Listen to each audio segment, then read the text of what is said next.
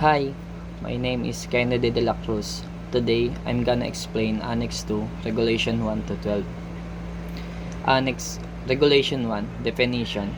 This section defines essential term use throughout Annex 2, ensuring a common and clear understanding of the regulation. It includes definition for terms like noxious liquid substances, oil-like substances, and shipboard incinerator.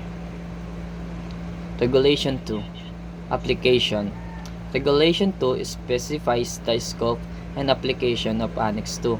It outlines which type of ships are subject to this regulation, based on factors such as tonnage and the type of cargo they carry. It also indicates that this regulation applies to prevention of pollution by noxious liquids substances in bulk. Regulation 3. General Provision. Regulation 3 establishes a foundation principles by prohibiting the discharge of noxious liquid substances into the sea except under specific condition outlined in later chapter of Annex 2.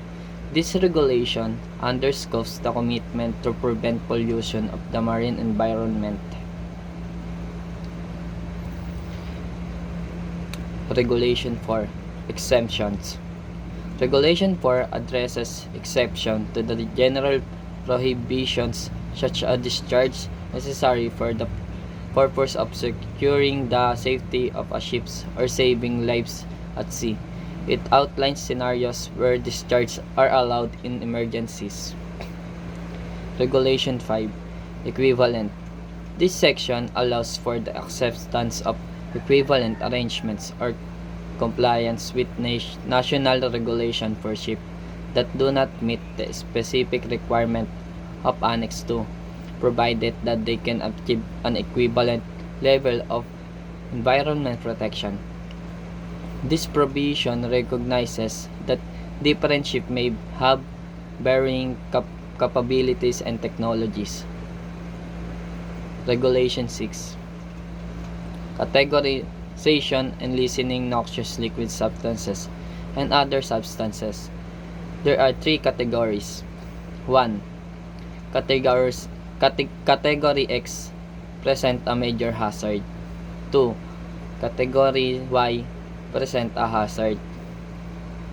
Number 3. Category Z present a minor hazard. And 4. Other substances present no harm to marine resources human health. Regulation number 7. Certainly. In Chapter 3 of MARFOR Annex 2, titled Survey and Certification of Chemical Tanker, outline a specific requirement and procedures related to their survey and certification of chemical tanker. These requirements are essential to ensure that chemical tankers comply with the regulation for the safe carriage of noxious liquid substances in bulk. Regulation 8. Surveys. This regulation establishes the requirement for surveys of ships carrying noxious liquid substances to verify their compliance with the regulation outlined in Annex 2.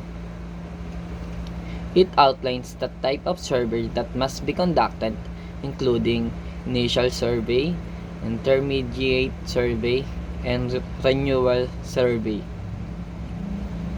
Regulation 9. Issue or endorsement of a certificate. Regulation 9.